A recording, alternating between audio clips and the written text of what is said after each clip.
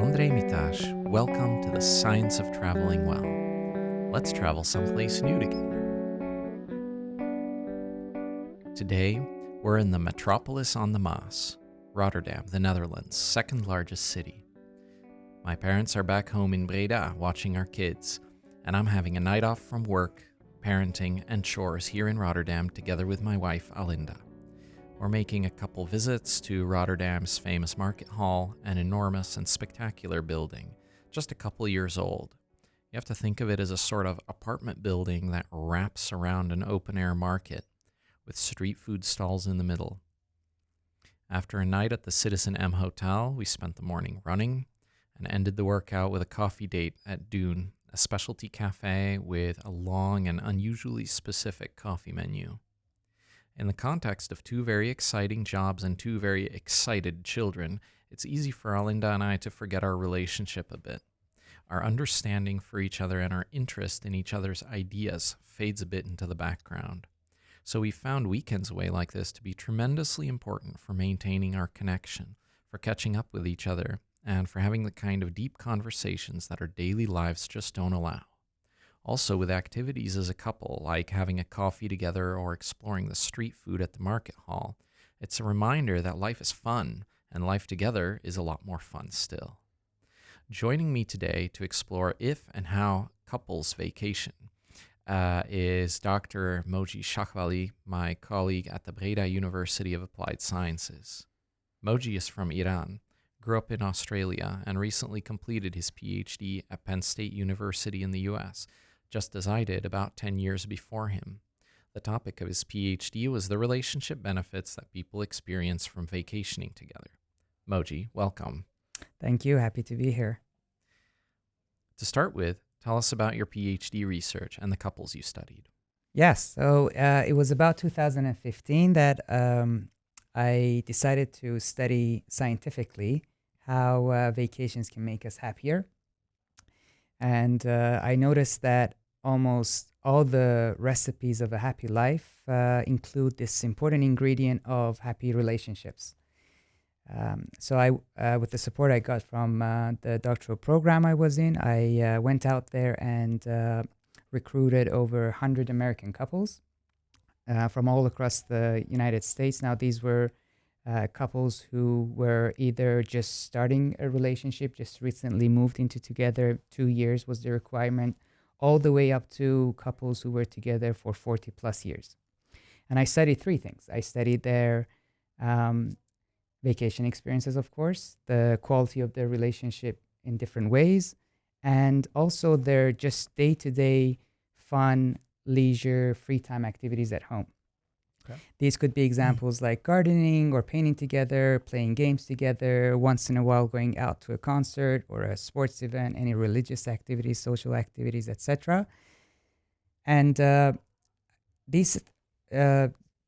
real purpose behind it all was to see how these different day-to-day activities and vacation activities can feed back into our relationships, because a lot of relationship research is focused on problems, challenges, skills that you can kind of use to get over some of these hard times, while what we do a lot here, especially as well at Breda University, is to use some of these activities as a way to help relationships.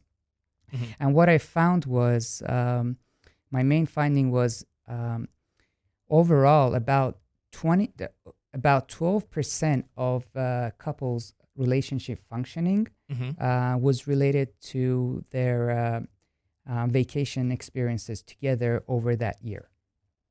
Okay. Yeah. And there is so much in there that I still want to dig into, one of which we just did together recently. There are variables in there such as how technology can potentially interfere with the whole leisure experiences and vacations using cell phones, how certain people are having a hard time detaching from work and taking that with them in their leisure and vacations. So I measured not just how much you were able to detach from work, but also like your characteristic mindfulness traits as a trait. And one specific one was we thought maybe these vacations and leisure activities can also explain potentially overall how much couples appreciate their relationship, what we call relationship satisfaction.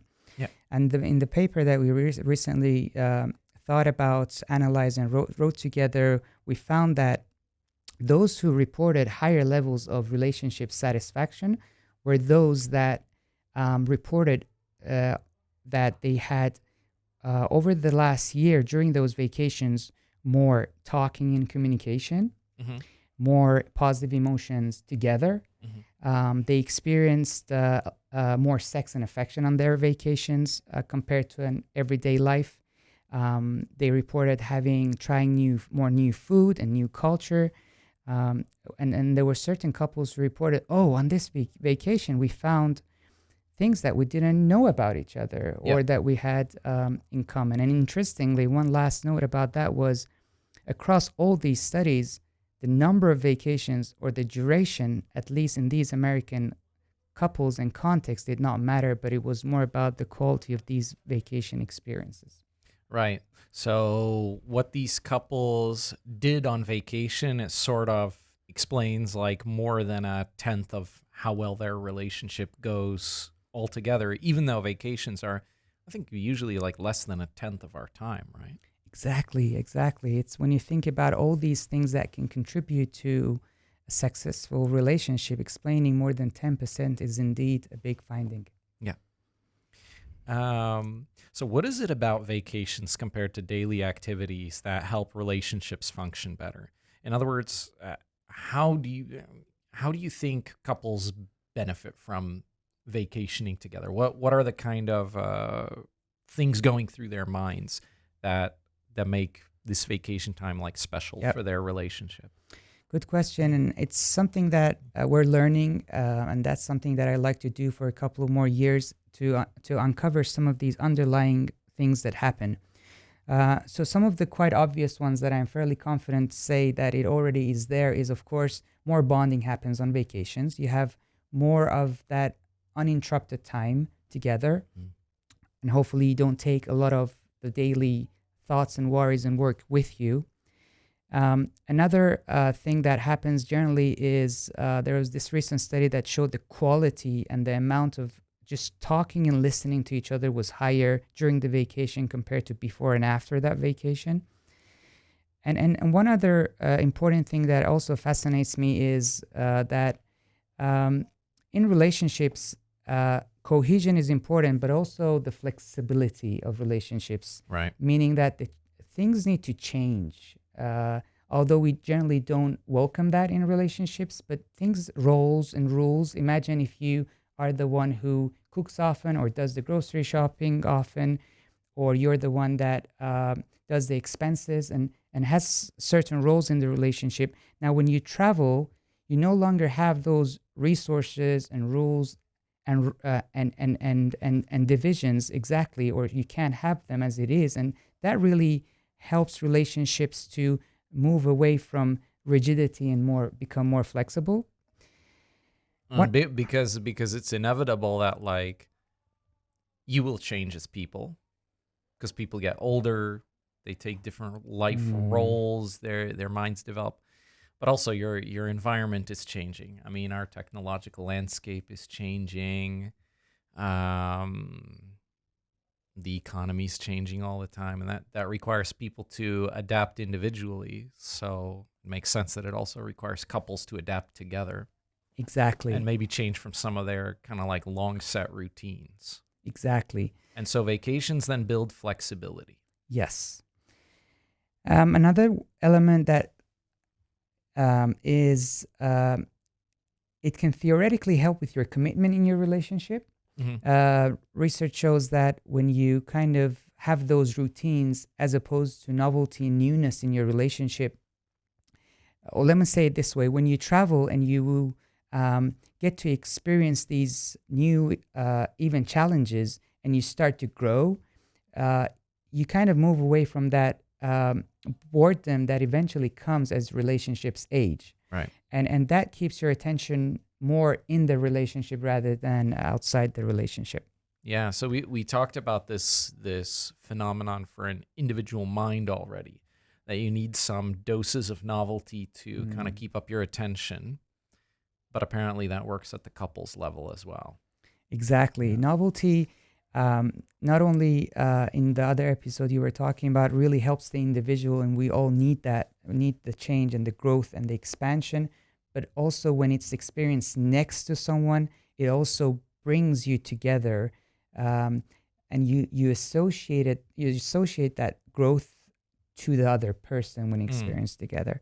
And one last thing that I want to mention about how vacations really help is, um, you just have more time for intimacy and affection. Yeah, yeah. And that's uh, in this busy life, it just you don't you it's becoming so fast that you really lose all those what Gottman and others, those affection bids that you give in your relationship. Yeah. It's just hard to keep them going. And there is one study that we just submitted that I shared with you the other day.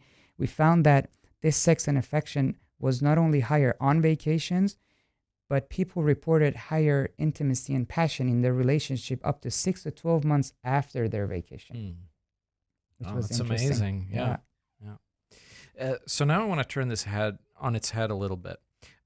So suppose someone listening is happy in a relationship. They feel that the relationship works, but they recently went on vacation with their partner and it did not turn out well, especially when compared to daily life. So seemingly they didn't benefit. So is this romance kind of doomed? Is this like the first sign of trouble when you can't vacation well together? um, I would say it depends on a number of things.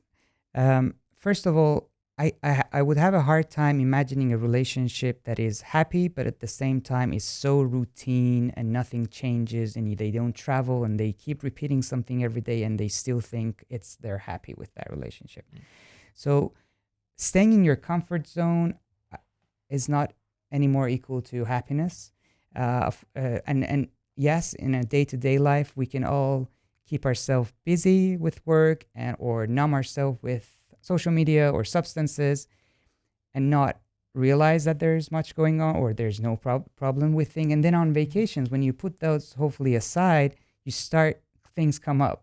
So you go all the way to New Zealand to see the Milford Sounds, and then the weather is not cooperating, which is a true story. And we had some, or you want to go to this coffee shop or cafe or a restaurant, and then you plan for months, and then you go and it's the holiday of that. So flat tire, loose flights, and I would even say that these challenges or bad things that are part of any vacation indeed is an opportunity for couples to confront and rather grow again, related to the previous thing we were talking about. Yeah. But there's one important thing, Andre, that some of these, if we want to call it mental disorders or high extreme levels of anxiety or obsession that some individuals have, counselors and social psychologists have found that a lot of the problems in the relationships are not the relationship, but it's these individual problems that they bring to the relationships that can manifest on a vacation or at home. So from that lens, vacation can be an opportunity, again, to maybe realize these, think about it, work together about it, like skills like conflict resolution, negotiations. So vacation in itself, I wouldn't say is a source of trouble, but it could indeed be a context where relationships can benefit. Mm-hmm. So with this kind of conclusion in mind that couples in general benefit from vacationing together and that there's a variety of mechanisms, but a lot of them are driven by novelty. And that not only does novelty sort of trigger multiple processes that help you out as a couple, but also the benefits are multiple and varied. Supposing Alinda and I are planning our next weekend away right now, what would your kind of practical advice for us be? What criteria and choices should we keep in mind? I knew you would ask this, so I have 8 quick tips that I like to give you two and also other couples who are listening right now. All right, 8 tips. Very quick. One, try to make it overnight, 1 or 2 nights. That's where the magic starts to happen. Two, try to plan not only joint things together, but also individual activities. The me time is also very important, and that doesn't come easily to different cultures and different relationships. Even over a weekend. Even over a weekend. Yeah, because in Rotterdam, our run was great for that. The run together or separate. Well, because we ran separately. You ran separately. She's faster. Yes. So we all need that alone time on vacations as well. And that's when you really get to really do things that you really like to do or with people. At the same time, tip number 3 is try to be open and supportive, especially earlier in the relationships. You never know. You might start to realize that you like something that you never thought of. 4, try to plan things together, not just one person in the relationship planning everything out. The planning together and the anticipation itself is a source of excitement for any vacation. I don't know who does the planning in your relationship. So the funny thing about this is we definitely anticipate together and we look forward to it together. But Alinda in particular swears that the reason why our vacations together always turn out so well and why they're good for our relationship and basically all the points you kind of ticked off is because I do all the planning and I decide what we're going to do. And she's like, oh, I'm so glad you decided all these things. Otherwise, we'd just lay in bed. Love it. Love it. Happy to hear that. So you're putting your science into practice. That's fantastic. So now it might be nice for that flexibility that we talked earlier to sometimes get her involved in the planning as well. Also, because if things went bad, then you're not the only one to blame either. Yeah. Number 5, I would say it's always good to decide on a certain weekend whether you want to go on more, do some of the routine, eat at the regular restaurant or the cafe, or do something new and novel.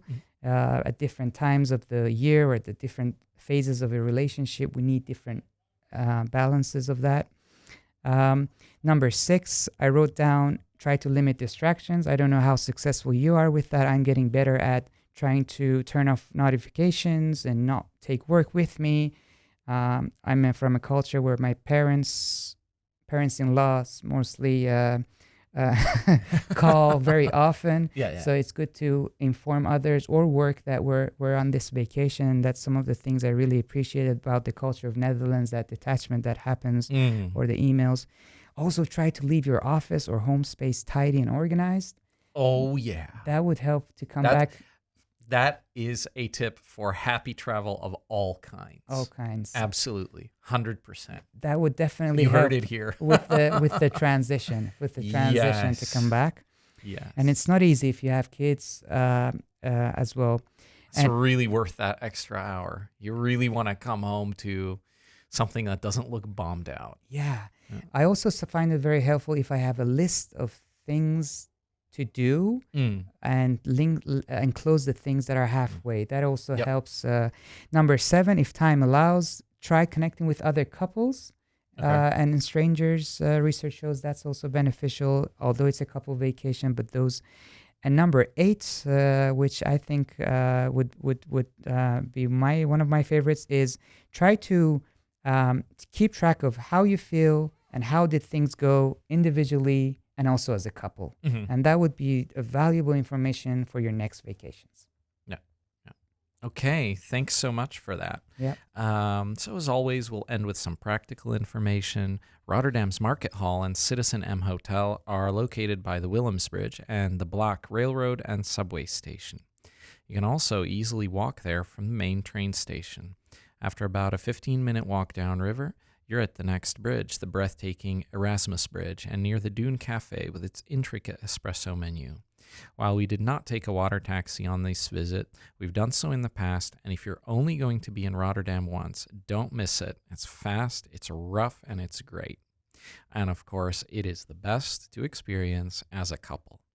With that, I'm going to thank Moji so much for joining us today, and until next time, everyone, happy travels. The Science of Traveling Well was initiated partly thanks to an HBO postdoc grant of the Regieorgaan Stichting Innovatie Alliantie of the Dutch government.